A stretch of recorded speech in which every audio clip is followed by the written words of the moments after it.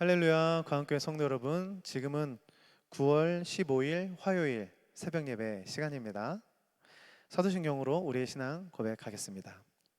전능하사 천지를 만드신 하나님 아버지를 내가 믿사오며 그 외아들 우리 주 예수 그리스도를 믿사오니 이는 성령으로 잉태하사 동정녀 마리아에게 나시고 본디오 빌라도에게 고난을 받으사 십자가에 못 박혀 죽으시고 장사한 지 사흘 만에 죽은 자 가운데서 다시 살아나시며 하늘에 오르사 전능하신 하나님 우편에 앉아 계시다가 저리로서 산자와 죽은 자를 심판하러 오시리라. 성령을 믿사오며 거룩한 공예와 성도가 서로 교통하는 것과 죄를 사해 주시는 것과 몸이 다시 사는 것과 영원히 사는 것을 믿사옵나이다. 아멘. 오늘 우리가 함께 읽으실 하나님의 말씀은 역대하 28장 27절에서 30장 24절입니다. 역대하 28장 27절에서 30장 24절. 성경 말씀 읽으신 후에 다시 설교 말씀 재생하시면 되겠습니다. 말씀 읽으시기 바랍니다. 네, 말씀 다 읽으셨을 거라고 생각을 하고요. 역대하 29장에 나와 있는 오늘은 히스기야에 대한 말씀을 나누도록 하겠습니다. 요즘에는 우리가 그런 단어를 잘 쓰진 않는데 재작년쯤에 이런 단어들이 많이 유행을 했어요. 바로 금수저라는 단어였습니다. 흔히들 재정적으로 넉넉한 집에서 태어난 자녀들을 금수저다라고 말하고 재정적으로 넉넉지 못한 집에서 태어난 자녀들을 흙수저다라고 말을 하는데 여러분 기분이 어떠십니까? 저는 굉장히 기분이 나쁩니다. 왜냐하면 제가 돈이 없는 그런 가정에서 태어났다. 그래서 기분이 나쁜 것도 물론 있을 수도 있겠죠. 그러나 제가 조금 더 씁쓸하고 기분이 나쁜 이유는 인생의 금과 인생의 흙을, 인생의 행복을 돈으로서 좌우한다는 그 사실이 굉장히 기분이 나쁘고 안타깝습니다. 여러분 잘 아시는 것처럼 돈이 물론 중요합니다. 그러나 훨씬 중요한 것이 인생엔 너무나 많지 않습니까? 돈도 중요하고 가정 형편도 중요합니다. 그러나 관계가 더 중요할 수도 있습니다. 가정 환경이 더 중요할 수도 있습니다. 형편 말고요. 여러분, 이처럼 한 사람이 어린 아이에서 성인이 될 때까지는요, 많은 영향을 받습니다. 그러나 그 많은 영향을 받는 것 중에 사실 제일 대표적인 것은 바로 가정 환경이라는 것입니다. 가정 환경, 그래서 좀 유독 상처가 많거나 성격적으로 문제가 있거나 또 자존감이 너무 낮거나 이런 문제가 많은 그런 좀 청소년들이나 청년들, 심지어는 어른들, 그들을 보면 그들의 문제가 사실은 어렸을 때부터 받았었던 상처들을 잘 해결하지 못해서 그들의 인격과 인성과 가치관과 자존감들의 문제가 생겨난 경우들을 굉장히 많이 볼 수가 있습니다. 그런데요, 또 흥미로운 것은 반대로 가정 환경이 너무나 좋지 않았는데도 불구하고 오히려 더욱더 강해지고 더욱더 성장하고 오히려 더욱더 훌륭하게 자라는 사람들도 있다는 것입니다. 여러분, 중요한 것은 이런 것이죠. 같은 환경 속에서 같이 안 좋은 환경인데 예를 들어서 같이 안 좋은 환경인데 형은 막 너무 좀 못되게 살고 잘 못 살아요, 말 그대로. 그런데 동생은 그런 같은 환경인데도 불구하고 굉장히 잘 살고 굉장히 좋은 사람으로 살게 되는 경우들이 있다는 것입니다. 제가 왜 이런 말씀을 드리냐라고 한다면 히스기야의 이야기를 하려고 하기 위함인데요. 여러분, 히스기야가 왕위에 올랐을 때 나이는 25살이었습니다. 청년. 우리는 사실 이 히스기야를 잘 알고 있습니다. 얼마나 위대한 업적을 만들었는지, 그가 얼마나 위대한 왕인지. 그래서 성경의 남유다에서 어제 말씀드린 것처럼 3명의 선한 왕 중에 독보적인 한 명이 바로 히스기야 아니겠습니까? 대단한 왕입니다. 그런데 그런 것이 어떻게 가능했을까? 그 사람이 어떻게 그토록 훌륭한 왕이 될 수 있을까라고 했을 때 당연하지. 그가 왕자로 태어났으니까 금수저 중에 금수저 아니야 라고 말을 할 수도 있겠죠. 그러나 여러분, 사실일까요? 사실은 오히려 전혀 반대입니다. 그는 금수저가 아니라 오히려 흙수저에 가깝습니다. 왜냐하면 히스기야의 아버지는 아하스라는 왕이었는데요. 이 아하스 왕은 한마디로 폭군, 백성들을 힘들게 만들었던, 나라를 망하게 만들었던 장본인이었습니다. 그 아하스 왕은 히스기야의 아버지 아하스 왕은 성전의 문을 닫아버렸고요.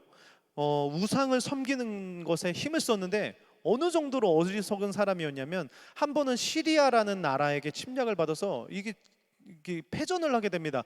그랬을 때 이 사람이 했었던 일이 뭐냐면 시리아가 나보다 더 강하니까 내가 시리아가 섬기는 그 우상을 내가 더 열심히 섬겨야 되겠다.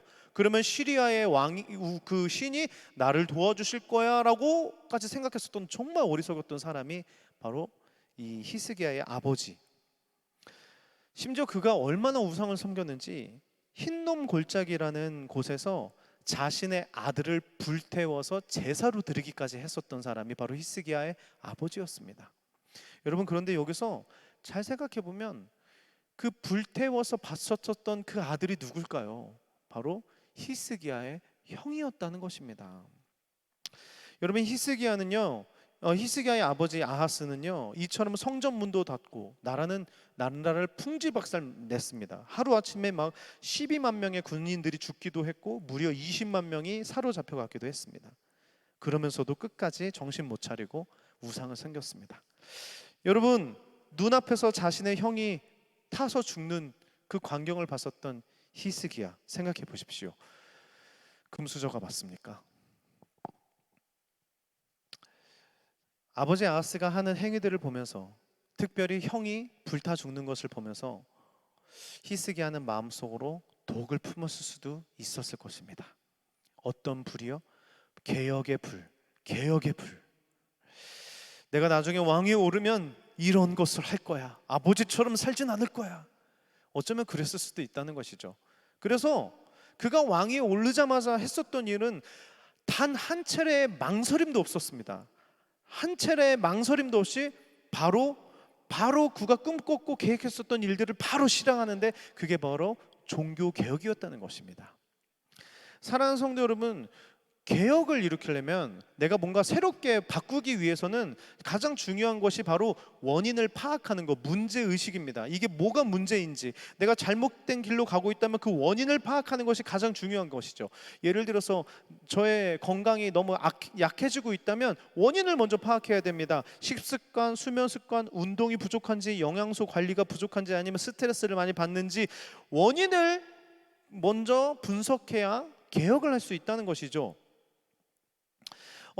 그렇게 문제부터 파악을 해야 되는데, 여러분, 사실 그 문제 파악하는 것이 쉽지 않았을 것입니다. 결과만 한번 볼게요. 아까 말한 것처럼 용사들이 12만 명이 죽고 막 20만 명이 사로잡혀가고 아주 이 나라가 너무너무 이제는 약해졌습니다. 이런 결과가 생겼습니다. 그럼 그 결과를 보면서 원인이 뭐냐라고 생각을 해야 되고, 그리고 해결책을 제시를 해야 됩니다. 그러면 당연히 해결책을 이런 식으로 제시를 해야 되겠죠. 군사를 훈련시켜야 되겠다. 아니면 나라의 부를 축적하기 위해서 우시하게 했던 것처럼 물 웅덩이를 파야 되겠다. 이런 식으로 접근할 수 있겠죠. 그러나 히스기야는 그런 해결책을 제시하지 않았습니다. 히스기야는 원인을 철저하게 먼저 분석했습니다. 어떤 원인이었죠? 네, 성전문이 닫혀 있었다. 수많은 우상들을 세웠다. 그것이 히스기야가 생각했었던 나라가 멸망한 원인이었습니다. 그래서 그는 6절에서 8절에 보니까 그가 그렇게 생각했었던 것이 정확하게 나와 있는데, 6절 8절, 6절에서 8절 한번 읽어볼까요? 역대하 29장 6절에서 8절 제가 읽을게요. 우리 조상들이 범죄하여 우리 하나님 여호와 보시기에 악을 행하여 하나님을 버리고 얼굴을 돌려 여호와의 성소를 등지고 또 낭실문을 닫으며 등불을 끄고 성소에서 분향하지 아니하며 이스라엘의 하나님께 번제를 드리지 아니하므로 여호와께서 유다와 예루살렘에 진노하시고 내버리사 두려움과 놀람과 비웃음거리가 되게 하신 것을 너희가 똑똑히 보는 바라. 정확하게 문제의식을 갖고 있습니다. 무엇이에요? 여호와의 성전문이 닫혔고 우상들을 섬겼기 때문에 우리가 이런 비웃음거리가 된 것이다라고 왕위에 오르자마자 그거를 바로 말하고, 리더들을 세워서 가장 먼저 했었던 일이 바로 성전문을 다시 열고 성전을 다시 수리하고 다시 성결케 만드는 것을 시작했다는 것입니다. 말씀을 이제 마무리할 텐데요. 어떤 사람들은 항상 탓을 하면서 살아가는 사람들이 있습니다. 나라 탓, 교회 탓, 환경 탓, 저 사람 탓, 이 사람 탓, 부모님 탓, 우리 가정 환경 탓, 심지어는 하나님 탓. 그러나 어떤 사람들은 같은 상황 속에서도 문제들을 고치면서 성장하면서 살아가는 사람들이 있다는 것입니다.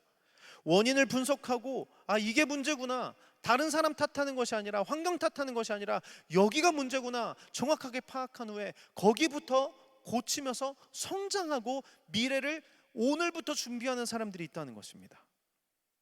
히스기야는 너무나 불행했던 가정 환경, 너무나 캄캄했던 자신의 왕의 자리, 그러나 그는 단숨에 개혁을 일으켰는데 그 개혁은 하루아침에 이루어진 것이 아니라는 것입니다. 어렸을 때부터 원인을 잘 분석했고 이 나라가 왜 모양이 이 꼴인지 정확하게 잘 분석한 후에 왕이 된 그 날을 기다렸다는 것입니다. 그리고 왕이 되자마자 개혁을 일으켰다. 우리가 지금 코로나라는 현실에서 살고 있습니다. 모두가 같은 현실 속에서 살고 있는데 어떤 이들은 이럴 때도 계속해서 남 탓, 이런 탓, 저런 탓, 자신의 인생이 도태되고 신앙이 계속 무너지는 사람들이 있는 반면 어떤 이들은 이런 현실에서 미래를 준비하고 회복의 날을 꿈꾸면서 오히려 이런 시대에서 자신의 문제점과 이 나라의 문제점을 발견하는 사람들이 있다는 것입니다. 사랑하는 성도 여러분, 우리의 인생길에서 가장 큰 문제는 바로 여기에 있는 것 같습니다. 우리의 성전문은 닫혀 있습니까? 아니면 성전문이 열려 있습니까? 지금 영적 상태를 잘 우리가 점검해야 합니다. 우리가 지금 왜 힘든지, 아니면 왜 영적으로 이렇게 루즈해지는지 그 원인을 먼저 분석해야 개혁을 일으킬 수 있다는 것입니다. 그래서 오늘 이 하루를 시작하시면서 한번 돌아보셨으면 좋겠습니다. 나의 영적인 상태는 지금 어떠한가? 그리고 내가 이렇게 영적으로 문제가 있는 진짜 문제는 어느 것인가? 그거를 다시 생각해서 히스기야가 개혁을 일으켰던 것처럼 우리가 가장 문제인 것부터 고쳐나가는, 그래서 미래를 준비하는 우리 모두가 되기를 주님의 이름으로 축복합니다. 제가 기도하고 주기도문으로 마무리하도록 하겠습니다.